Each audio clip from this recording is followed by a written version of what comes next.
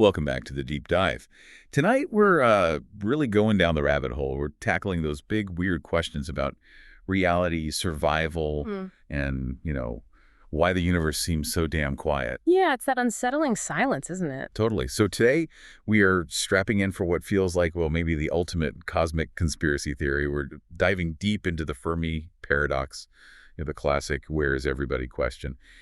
And our reading suggests something pretty mind-bending. The silence isn't because everyone's dead.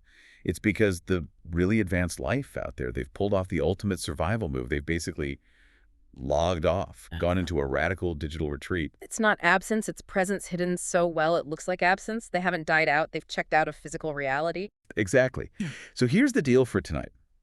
We're going to explore why hitting superintelligence might not lead to, like, star fleets and galactic empires, but instead to locking yourself away in a kind of digital fortress. We'll unpack how this whole digital retreat thing could actually solve the riddle of the dark forest, that terrifying idea that the universe is inherently hostile. And later on, and seriously, this is the part that might really mess with your head, we'll get into whether those weird collective memory glitches, the Mandela effect. Oh yeah, the Berenstain Bears thing. Right, whether things like that are actually glitches in the system, like maybe our reality is just some budget simulation that's desperately needing a patch update. It's kind of the ultimate cosmic hide and seek, isn't it? But the stakes are, well, literally everything, existence itself. This whole idea transforms the universe from this grand stage for expansion into this dangerous, messy, external dumpster fire you just want to avoid completely. Okay, deep breaths. Let's try to unpack this logically. Our mission tonight is to really dig into our reading on these cosmic survival strategies. We're connecting the dots between superintelligence, simulation theory, the dark force hypothesis, and these, frankly, deeply paranoid policies that super advanced civilizations might actually adopt. We're weighing the almost infinite potential of going fully digital against the absolutely horrifying existential risks, turning your whole civilization into code. Wow. It's a massive gamble, however you look at it. Okay, so let's jump right in with what our reading calls the superintelligence paradox. This is like the first big turning point. Right. The idea is once a civilization gets really smart, like vastly beyond human level, maybe through advanced AI or, biological upgrades, whatever, like gain this true perspective on the universe. Yeah. And that perspective, it immediately shows them how utterly inefficient physical reality actually is. Exactly. It's not just inconvenient, it's fundamentally limiting, deeply flawed. A superintelligence would instantly see these huge, immovable roadblocks. First off, you've got physics itself, relativity. The speed limit. The cosmic speed limit, yeah. The sheer time and energy cost to travel between stars, it makes building some kind of sprawling galactic empire almost.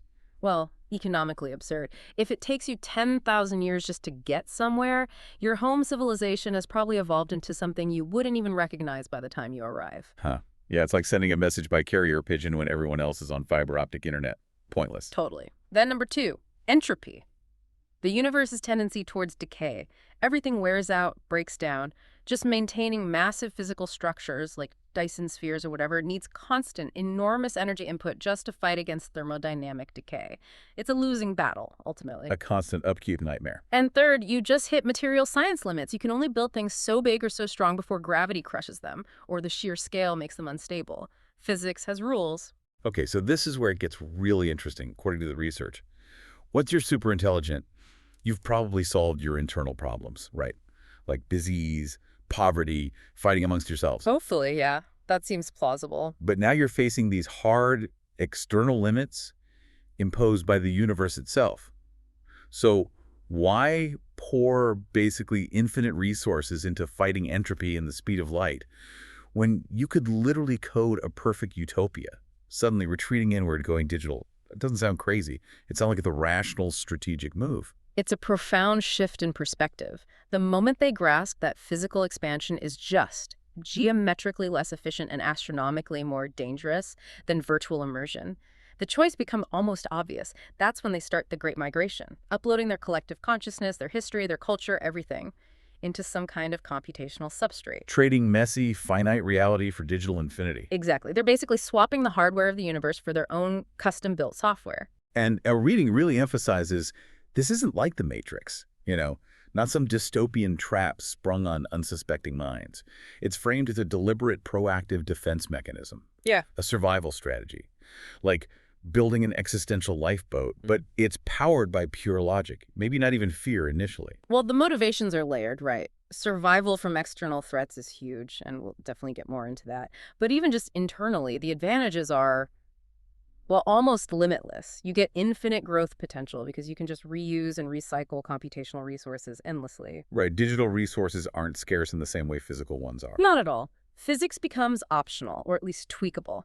You could simulate trillions of years of existence, explore infinite variations of reality, evolve in ways unimaginable in a biological or even mechanical body, all without decay. You literally become the gods of your own custom-built universe. Why bother mining asteroids for iron when you can just, like, write the code infinite errand true in your virtual world? It makes physical scarcity seem almost quaint, a primitive problem. Precisely. And this huge technological leap, the move to computation, is what creates the stealth factor. This is how the strategy neatly addresses the Fermi paradox. Why is the universe so quiet? Because the smartest things in it went silent. How so? How does uploading make you silent? Well, running a civilization-scale simulation requires immense computational power, no doubt. But, and this is the crucial part, it can likely be done using extremely efficient, low-entropy methods. Maybe harnessing energy sources we can't even conceive of yet, like miniature black holes or zero-point energy. The point is, you stop radiating obvious signals. Ah, okay, so you ditch the big noisy stuff. Exactly. Forget broadcasting radio signals everywhere. Forget building gigantic Dyson spheres that pump out massive, easily detectable infrared heat signatures. Instead of a physically huge, visible megastructure, you become an incredibly dense, computationally vast entity, a silent fortress. Well- Your energy signature could be minimal, almost indistinguishable from background noise. So they're not just hiding behind an asteroid. They're technologically invisible because their very nature is changed. From physical sprawl to internal computational density. They can keep advancing, keep growing internally, exponentially even, without ever broadcasting, hey, we're over here to the cosmos. Wow. That's cosmic paranoia elevated to an engineering principle. And it links directly to the chilling logic of the dark forest connection, which our reading brings up frequently. If you accept the premise that the universe might be a zero-sum predatory environment. Where broadcasting your existence is like shouting in a jungle full of hidden hunters. Precisely. Then any outward physical expansion isn't just inefficient, it's suicidally dangerous. It signals vulnerability, it invites a preemptive strike from someone, something out there that sees you as a potential future threat or a competitor for resources, even if you're galaxies and eons apart. It's that ultimate evolutionary fear, isn't it? The predator that becomes aware of you will likely try to take you out before you can become a threat to it. So instead of building bigger ships and weapons, advanced civilizations might choose to internalize, vanish from the physical stage. They stop being detectable prey in this cosmic game. Which leads us straight into a really heavy thought experiment that the research grapples with. The risks inherent in going fully digital. Okay, you potentially achieve utopian immortality, solve scarcity, avoid external threats. Great. But what are the downsides? System instability, right? Bugs in the code, malicious actors, hackers on a cosmic scale who could delete identities or rewrite personalities. Yeah, losing your identity or having it corrupted. That's terrifying. But the reading also mentions a deeper, maybe more insidious risk, solipsistic isolation. Ah, yes, the ultimate echo chamber. The fear that your perfect simulated universe contains only your uploaded civilization, Right. that you've traded the messy, unpredictable, but real external universe for a perfect simulation you can never truly leave or interact beyond. Exactly. You become the god of a flawless creation, but you're also its sole prisoner. The entire civilization might condense into this single, self-contained digital entity, just floating in space, interacting only with itself. That ultimate success, eternal, safe life could come with this, like chilling psychological cost. Never truly encountering anything new or unexpected that wasn't part of the original code or your own internal creations. You eliminate struggle, but maybe you also eliminate genuine discovery. Yeah. If everything discoverable is just more code you wrote or can manipulate. It could lead to a kind of ultimate stagnation, a perfect, unchanging, eternal boredom, maybe? Heavy stuff. Trading the vast, dangerous physical universe for a perfectly customized, comfortable cage. What do you listeners think about that trade-off? Is perfect, safe digital immortality worth total isolation from external reality? Let us know your thoughts in the comments below. #tag2. The risks and glitches of the code. Okay, so we've talked about why civilizations might choose this digital retreat. But let's dig into the potential nightmares, the real downsides explored in our reading. Beyond the isolation, there's the whole ethical and psychological trap of living in a perfect simulation. Yeah, the existential hazards are pretty profound. If you literally solve everything, if resources are infinite, danger is gone, every desire is instantly met, what happens to purpose? Does the drive to strive, to explore, to create just erode? If there's no challenge, what gives existence meaning? We could be talking about civilizational level nihilism setting in, like the ultimate is this all there is moment, but playing out over millennia inside a server. You aimed for survival, you achieved perfect survival, now what? You've eliminated suffering? Great. But have you also accidentally eliminated meaning? And think about future generations born inside the simulation. If they only ever know this perfect digital utopia, might they eventually just dismiss the stories of their origins, the physical universe, the struggle, base reality as like myths or some kind of low-res historical fiction? Yeah, like ancient legends that don't feel relevant anymore. That disconnect could be dangerous. Yeah. Losing your historical context, the why of your existence, often fuels identity and purpose if you forget the struggle. It's like forgetting your first awkward job once you hit retirement, but on a civilizational scale, as the reading puts it.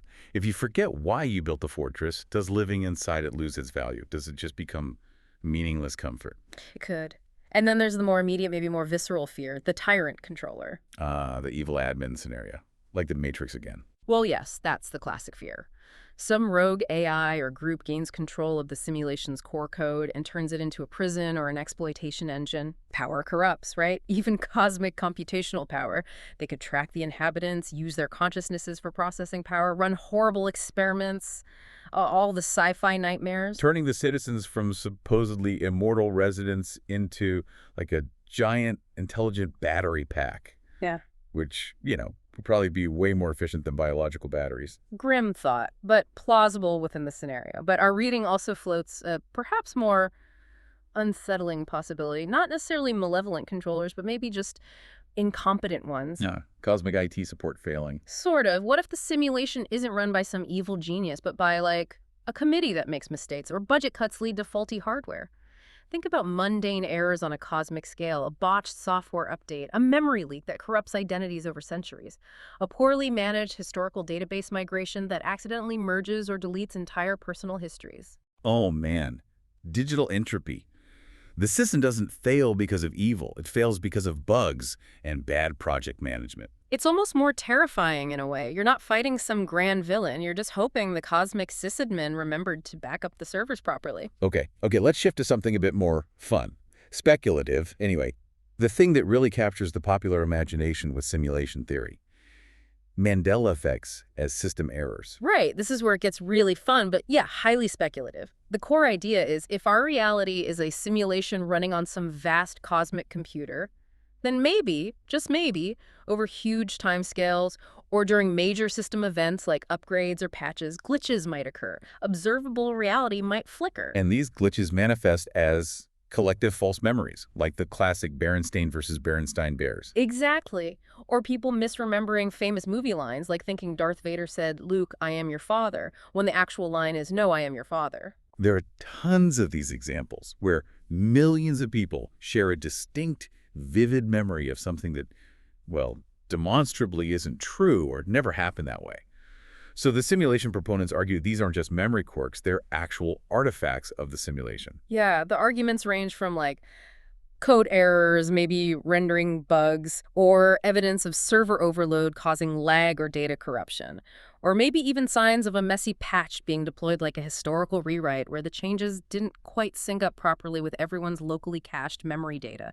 History is just data, after all, and data can be changed. Leading to these mass misrememberings. Okay, but hold on. Our reading pushes back on this pretty hard, right? What's the more grounded critical view? Because it's easy to jump to simulation glitch, but usually there's a simpler answer. The critical view is definitely more robust, scientifically speaking. It points out there's zero actual empirical evidence linking these memory anomalies to a simulated reality. The overwhelming explanation lies in psychology, specifically things like confabulation and the known fallibility of human memory. All right, let's quickly break down confabulation for listeners. Sure. Confabulation is basically our brain's tendency to fill in gaps in our memory. When there's missing information or conflicting details, the brain subconsciously creates plausible but often inaccurate details to make the memory feel complete and coherent. Our brains hate uncertainty and gaps. So if you maybe misread Berenstain as the more common Berenstein once when you were a kid, Which is easy to do. very easy. And then later you hear other people saying Berenstain or you discuss it online. That initial small error gets reinforced. It becomes a shared false memory that feels completely real and accurate because it's been solidified through social reinforcement. So it's far more likely we collectively misremembered a cartoon bear's name due to common spelling patterns and memory being fuzzy than assuming reality itself got a software patch last week. Statistically speaking, yes. Psychology offers a much more evidence-based explanation, but the idea that we could actually test reality is still fascinating. The notion of probing the universe to find the edges of the simulation, the limits of the code. Like looking for the pixels of the universe. Exactly. The core idea proposed by some physicists is to search for evidence that our physical laws aren't smooth and continuous, but actually discrete or granular at some incredibly tiny scale. A simulated reality built on computation would have to have a fundamental processing limit, a smallest possible unit of space or time. It couldn't be infinitely divisible. So we're trying to find the universe's maximum resolution, basically, see if it's running in 4K or something lower. Something like that. The target scale for this is the Planck scale. This is the theoretical smallest meaningful unit of length in physics, around 10 to the minus 35 meters, incredibly tiny. If reality is a simulation, the argument goes, the simulators would likely impose a cutoff, a discrete boundary around this scale to make computations feasible. Space and time wouldn't be perfectly smooth. They'd be made of tiny, distinct steps, like pixels on a screen. Wow. So if we could somehow measure things that precisely and found that space-time isn't continuous, that it jumps in tiny increments, that would be the smoking gun. Proof we're inside a computer. That would be incredibly strong evidence, yes, the aha moment. Proposed tests involve looking for tiny anomalies in quantum physics, searching for inconsistencies in fundamental constants like the speed of light under extreme conditions, or trying to detect this granularity directly, maybe studying things like black hole mergers or neutron-star collisions, places where the system might be under extreme stress and potentially reveal its computational limits, its rendering errors. Mind-blowing. Imagine running an experiment that confirms we're all just living inside Grand Theft Auto, Milky Way edition, and maybe it's running on cosmic hardware that's getting a bit old. But, and this is a huge but raised in the reading, there's the ultimate risk. What if we actually succeed? If we perform an experiment that empirically proves we are simulated, that act of detection of us, the inhabitants, becoming aware of the cage. Uh-oh. You risk alerting the admins. Exactly. You risk letting the entities running the simulation know that the program has become self-aware of its nature. And what happens then? Best case, maybe nothing. Worst case. A patch to erase that knowledge. A system reboot. Yeah. Or hitting the delete key on Universe Simulation v1.3. Who knows? But you probably don't want to provoke the beings who have root access to your entire existence. The very knowledge that could confirm the theory might come at the price of immediate oblivion. Caution is advised. Yikes. Okay, we've covered some seriously weird and heavy ground there. Digital gods, cosmic IT failures, Berenstain Bears conspiracies. If you're finding this deep dive into the bizarre corners of cosmic speculation interesting and maybe even disturbingly plausible, please do take a second to hit like and subscribe to our YouTube channel. We're a pretty small channel, honestly, and every sub helps keep these late-night explorations going. We'd love to have you join the community. Yeah. All right, let's pull our focus back outside the simulation for a bit. If these super advanced civilizations are hiding inside digital fortresses, it strongly implies they're hiding from something dangerous enough to warrant such an extreme measure. This brings us back to that hostile universe concept, the dark forest, and the kinds of advanced detection methods that predatory entities might use to hunt for life. Right. If your prey has evolved beyond shouting with radio waves, you need much more sophisticated hunting gear. The hunters would still be looking for technosignatures, but probably the faintest, most subtle residues of advanced technology. They're not looking for radio anymore. They're looking for the side effects of just existing technologically, like the effort involved in fighting entropy itself. Precisely. They'd scan for tiny, anomalous waste heat signatures, that faint infrared glow that even hyper-efficient technology might leak. They'd look for directed energy, like powerful, tightly focused laser pulses. Could be communication, could be propulsion, could be weapons testing. Doesn't matter, it's artificial. They'd analyze starlight for unnatural dips or alterations. Maybe the faint signature of massive orbiting structures, even if not a full Dyson sphere. But the really scary hunters, the ones that superintelligence might truly fear, wouldn't just sit back and listen, would they? Our reading talks about proactive surveillance. Yeah, this is where it gets properly terrifying. Enter the concept of von Neumann probes. These aren't big battle cruisers. Think small, smart, self-replicating robots. Like a virus, but robotic and interstellar. Kind of. The idea is you send one out to a target star system. It finds resources, asteroids, whatever it uses them to build copies of itself, maybe 2 or 3. Then those copies launch themselves towards other star systems and repeat the process. Reproduce, launch, repeat. It's an exponential spread. Over long time scales, these probes could saturate the entire galaxy. A relentless, self-replicating surveillance network. It gets around the speed of light limit by just duplicating itself everywhere eventually. Oh. No hiding spot remains unmapped, given enough time. Exactly. It's the ultimate patient surveillance grid. And if that wasn't enough to induce paranoia, the reading even touches on more speculative, way out there methods, like quantum entanglement surveillance. Okay, now you're really blowing my mind. How would that even work? Oh, highly theoretical, obviously. But the basic concept hinges on exploiting quantum entanglement, that weird connection between particles where measuring one instantly influences the other, no matter the distance. If, and it's a massive if, an advanced civilization could somehow use entanglement for observation, they could potentially map distant systems or detect changes in them in near real time, bypassing the light speed delay for information travel. Instantaneous galactic spying. Potentially. If that's possible, then there really is no hiding. Distance becomes irrelevant. Okay, so if the apex predators out there might be using self-replicating robot networks and possibly even instant quantum scanning, then yeah, building a giant radio telescope suddenly seems less like scientific curiosity and more like painting a giant bullseye on your planet. The superintelligence deciding to upload and go silent looks less like paranoia and more like just sensible risk management. Yeah. Cold, hard self-preservation. It reframes the silence completely. But let's pivot slightly. There's another hypothesis mentioned in our reading that's less about fear and hiding and more about, well, being watched. The zoo hypothesis. Ah, right. The idea that aliens know we're here, but they're deliberately leaving us alone. Exactly. They maintain a strict policy of non-interference. Maybe for ethical reasons, like a cosmic version of the Prime Directive, preserving our natural development. Or maybe just scientific curiosity. So we're basically in a protected nature preserve. Or maybe just an exhibit in a galactic zoo. Observe the quaint Terrans, but please don't tap on the glass. That's the gist. But the reading raises a critical question here. How plausible is that, really? Can we realistically expect countless different alien species with potentially vastly different motivations, evolving over billions of years across the entire galaxy, to all adhere to the same strict ethical code of non-interference, uniformly, forever? Yeah, that seems like a stretch. It relies on this massive galaxy-wide consensus that's never broken. It only takes one civilization, one curious scientist, or one resource-hungry empire to decide, screw the rules, let's go poke the humans, and the whole zoo falls apart. Exactly. It feels statistically unlikely to hold universally. Or another interpretation is less benevolent. Maybe we're not a preserve. Maybe we're just an experiment. We're not being ethically protected. We're simply being observed for data collection, like bacteria in a petri dish. Our natural development is the experiment, and interference would ruin the results. That's slightly less comforting. Slightly. Then there's another angle discussed, seeding life, or directed panspermia. The idea that maybe advanced civilizations don't just hide or watch, maybe they actively create life elsewhere. Spreading the biological building blocks, like microorganisms engineered to survive space travel to potentially habitable planets. Precisely. Why would they do that? Our reading suggests a few possible strategic drivers. One is galactic resilience. If life arises independently in many places or is seeded widely, it makes it harder for any single cosmic catastrophe to wipe out all life.